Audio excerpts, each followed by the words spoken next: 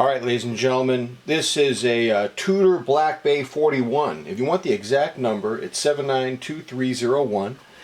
I bought this watch yesterday on the 4th of July from my partner in crime, Carlos. He came in all the way to Torrance from his shift. He is a top ranking, what can I call him, security coordinator. I don't know what term to use him, for all the major hospitals via the sheriff's department. Now, I've known Carlos, I think, for 5 years now.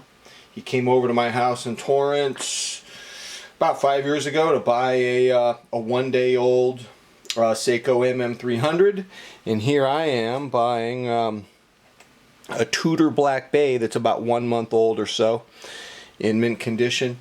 Now, long story how I got this. What can I tell you? So 2 months ago, Carlos texted me some photos of two, not one, but two Tudor Black Bay 41s that he bought. This one on the stock bracelet. Now, it's not on the stock bracelet right now. He did not send it to me on the stock he did not sell it to me on the stock bracelet. I had to buy, well, it's on a temporary bracelet now, a straight edge Strapcode Endmill, which is coming off soon. But anyways, then he got a Tudor Black Bay steel, which came on leather in NATO. He bought them on the same day, got a deal from an authorized dealer here in Southern California. And I congratulated him. I think he knew that I had my eye on the Black Bay steel a couple years ago.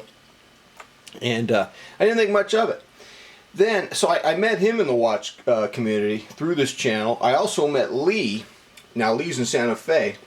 So a day later, Lee offers me to review and to trial his Oris. But that was all a fiction on Lee's part. He wanted to send me a Tudor Black Bay GMT, which he did. And I was very impressed with the quality. You know, and I'm not going to bore you. It was clearly a luxury watch worth having. And so I had my eyes on getting a Tudor. Maybe I was even so smitten by the Omega Platinum Ocean that I was even thinking about that. So, you know, what are you gonna do? I was just like trying to lay low, and then I was aware of the quality, and so Carlos, he says, at first he was gonna sell me this Black Bay 41 on the original bracelet, and then he changed his mind. And then he contacted me a week later. He would sell it, but with a caveat that he was going to keep the bracelet for his steel. So he showed up to my house yesterday, and he's wearing the Black Bay steel on it's my bracelet. Dude, you stole my bracelet. And I loved it, and I was depressed. I wasn't even going to buy this it was on a NATO, and I wasn't feeling it. But then I was looking at it, I go, dude, you put that on a bracelet, and he plus he gave me a very generous discount. I mean, I told him, Carlos, I'm going to buy your watch. I'm going to give you cash, and here's the thing. If I don't buy it, I'm going to go into a deep depression, number one. Number two, I'm going to be full of all these what ifs. What if this? What if that? And then number three, if I don't buy this today, I'll never buy a luxury watch. This is the time right here. You're giving me a great deal. I mean, granted, I gotta buy a bracelet. It's on this straight end strap code that was a Father's Day gift for another watch that I don't even own anymore. I sold it, Mr. Flipper. And so I don't even have that watch that I sold. So I have this available because honestly, the NATO's dangerous. Leather and NATO for me is dangerous. Taking them on and off, they fall. They fall to the ground. Boom. They're just dangerous. So this is just a safe stopgap measure. Have it on this Endmill.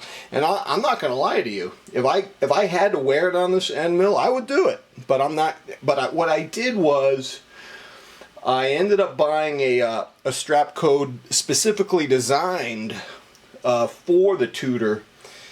And it's got rivets and everything in it, and I hope it's nice.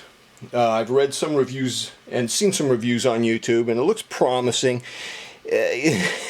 Getting an original bracelet for this is going to cost me a lot it's going to pretty much negate the discount. I mean, we're talking close to $1,000. And people, oh, you can find them used on Watch Recon. Yeah, what are you going to do? Maybe Sherlock Holmes? And I don't have that. I don't have time to look for a used one. So, in worst case scenario, I know I'm going to like the custom Tudor. I mean, I even like it on this, and it's not even a match, and I'm still digging it. So this is absolutely spectacular. I don't even know where I'm going with my watch collecting now. I mean, this is a real delicious maraschino cherry on top of the collection. And you know, it was great to have Carlos over yesterday. I was showing him my collection, and I was showing him my watches, my Seikos, and I said, yeah, it was time, you know, I love Seiko, and I told him I pretty much have the best that Seiko has to offer. I pretty much have the best that Seiko has to offer. And he said, dude, your Seiko collection is perfect. You don't need any more Seikos. He was agreeing with me. He was agreeing with me that I mean, I've already explored Seiko to the limits. And I don't need any more. I love Seiko, and I've got the best that Seiko has to offer. A few more words. He was, I think, of all the watches in my collection, other than my new Tudor Black Bay, I think the very north here is that Tuna 033 with a polished case, and it's on a hexad bracelet. Carlos was all in on the hexad bracelet, and he was telling me that he has the new all stainless steel Tuna with sapphire, and he's not in love with it, with the brushed. He says he can't even sell it, and he says mine is selling for higher. What's going on with that? Why is the new generation of Tuna not getting any love, and why is my generation so coveted? And he's even offering me to do a trade. I don't know if I could trade it. I have a lot of sentimental value in that 033 Tuna. I've had it for 6 years. I never changed the battery. I wore it when I was a volunteer teacher's aide for my daughter's kindergarten class. I have a history to it. And so I don't know if I could do it. And I feel badly, though, that he's not fallen in love with his all-steel Tuna. Though he's very similar to me. See, he has the all-steel Black Bay, and he's just like me. He says the all-steel Tuna competes with the all-steel Black Bay. He's just like me. I don't like competition. I don't like watches competing. The wrist presence on this is spectacular. I'll do a video with me wearing it on my wrist pretty soon.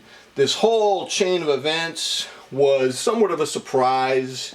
I mean, look, man, Lee sends me a fictitious email offering me to review an Oris. Right before that, Carlos sends me photos of the day he bought 2 Tudors in one afternoon. You know, my partner in crime here in Los Angeles. And then finally, he decides that he's going to sell the Black Bay, but I have to get a bracelet for it. I have it on one now, but it is straight edge. So I'm going to get the curved custom one by Strapcode, and I'll do a review of that soon. And we'll see what happens, man.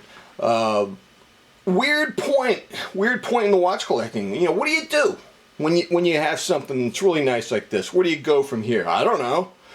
I have no idea, ladies and gentlemen. I'm not going to pretend that I have all the answers. It was great to see Carlos on the 4th of July. It's great to talk to you guys today. I got to get out of this joint. Until next time, I'm out.